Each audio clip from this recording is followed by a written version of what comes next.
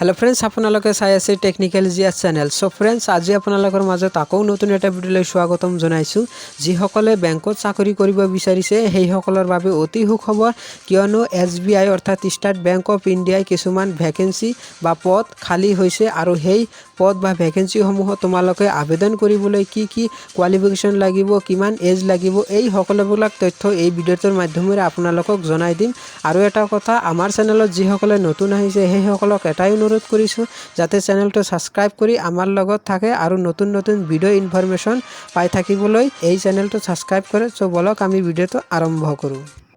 So friend ইয়াতে Google বা Chrome browser এটা ওপেন কৰি ইয়াতে তোমালোকে আসাম কেৰিয়াৰ 2021 লিখি ইয়াতে টাইপিং কৰি দিবা। তাৰপিছত ইয়াতে আসাম কেৰিয়াৰ মালি ইয়াতে ৱেবসাইটত গুচি যাব। মই ইয়াতে ডাইৰেক্ট ৱেবসাইটত যাম, SBI apprentice recruitment 2021 apply. So এইটোত ক্লিক কৰি দিয়াৰ পিছত তোমালোকৰ নতুন এখন পেজ খোল গৈছে। তাৰপিছত প্ৰথমতে ইয়াতে তোমালোকে দেখিছে SBI apprentice recruitment 2021 apply online for total vacancy আছে ইয়াতে 6100টা ভ্যাকেন্সি অৰ্থাৎ 6100টা পদ তোমালোকৰ ইয়াতে খালী আছে। সো এইখিনি তোমালোকে ফিলআপ কৰিব পাৰিবা। তাৰপিছত ইয়াতে তোমালোকৰ সমাপ্ত হোৱা অৰ্থাৎ লাষ্ট ডেট তোমালোকৰ 26 জুলাইত তোমালোকৰ সমাপ্ত হ'ব ডেটটো। সো ইয়াতে এইবিলাক চাই ল'বা। তাৰপিছত ইয়াতে তোমালোকে দেখিছে টোটেল এফাৰেণ্টিক পোষ্ট আছে তোমালোকৰ 6100টা পোষ্ট। তাৰপিছত তোমালোকৰ ইয়াতে তলত দেখিছে ক্যাটাগৰী ওয়াইজতো আছে কিছুমান পোষ্ট, যেটো ইয়াতে তলত দেখিছে SCৰ বাবে 977টা, তাৰপিছত STৰ বাবে তোমালোকৰ 167, তাৰপিছত OBC এইবিলাক তোমালোকে পোষ্টবিলাক চাই ল'বা। তাৰপিছত তলত ইয়াতে দেখিছে টোটেল ভ্যাকেন্সি ইন আসাম অৰ্থাৎ অসমত পোষ্ট আছে 250টা, যেটো পোষ্ট তোমালোকৰ ডিস্ট্ৰিক্ট ওয়াইজতো দিয়া আছে আৰু সেই ডিস্ট্ৰিক্ট ওয়াইজত দেখাই দি আছো। এইটো চাইছেনে, বৰপেটাত আছে 11টা, বঙাইগাঁৱত আছে 6টা, কাছাৰত আছে 15টা, দৰঙত আছে 4টা, তাৰপিছত ধেমাজিত আছে 4টা। তাৰপিছত এইবিলাক তোমালোকে ডিস্ট্ৰিক্ট ওয়াইজত কিমান কেইটা ভ্যাকেন্সি আছে সেইবিলাক তোমালোকে চাই ল'বা নিজৰ ডিস্ট্ৰিক্টটো।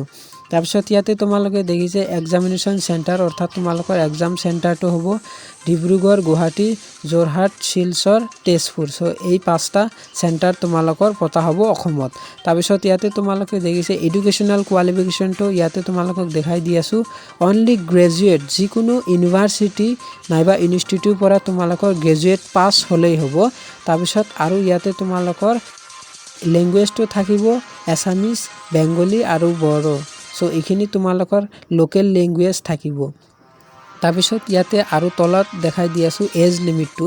তোমালোকৰ ইয়াতে চাইছেনে এজ লিমিটটো মিনিমাম তোমালোকৰ 20 ইয়াৰ্ছ হ'ব লাগিব আৰু 28 ইয়াৰ্ছ তোমালোকৰ মেক্সিমাম 20 ইয়াৰ্ছ আৰু 28 ইয়াৰ্ছৰ ভিতৰত তোমালোকৰ এজ লিমিটটো থাকিব লাগিব।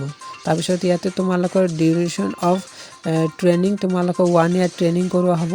তাৰপিছত ইয়াতে তোমালোকৰ দৰমহা দিয়া হ'ব 15,000 টকাকে। তাৰপিছত ইয়াতে তোমালোকৰ অনলাইন ৰাইটিং টেষ্ট হ'ব ইমান, taste of local language. So এইকেইটা তোমালোকে চাই ল'বা।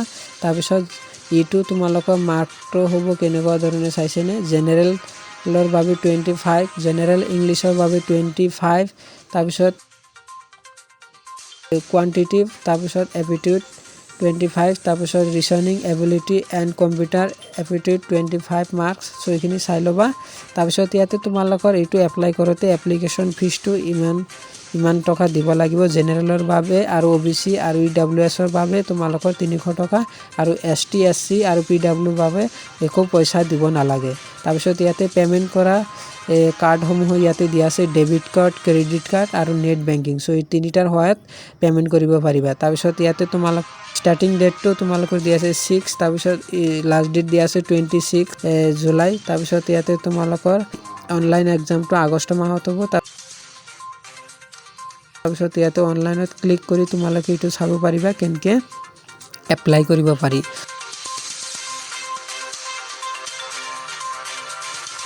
সো ইয়াতে তোমালোকৰ এইটো প্ৰথমতে দেখিছে ৱেবছাইটটো ওপেন হৈছে।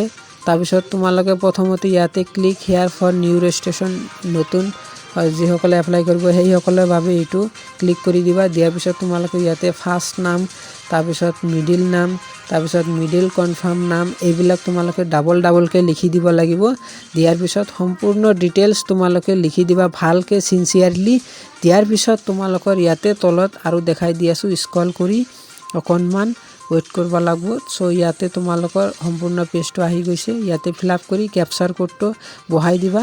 দিয়াৰ পিছত তোমালোকে সেভ এণ্ড নেক্সট বুলি অপশ্যন ইয়াতে ক্লিক কৰি দিবা। ক্লিক কৰাৰ পিছত তোমালোকৰ এটা ৰেজিষ্ট্ৰেশ্যন নাম্বাৰ আৰু পাছৱৰ্ড দিয়া হ'ব আৰু সেইবিলাক ইয়াতে বহাই দিবা। বহাৰ পিছত তোমালোকে ক্যাপচাৰ কোডটো ইয়াতে বহাই সাবমিটত ক্লিক কৰি দিবা। তাৰপিছত অকণমান আপডেট কৰিবলৈ দিব কিছুমান বস্তু, সেইবিলাক দি তোমালোকে ফাইনেল সাবমিটটো দি দিবা।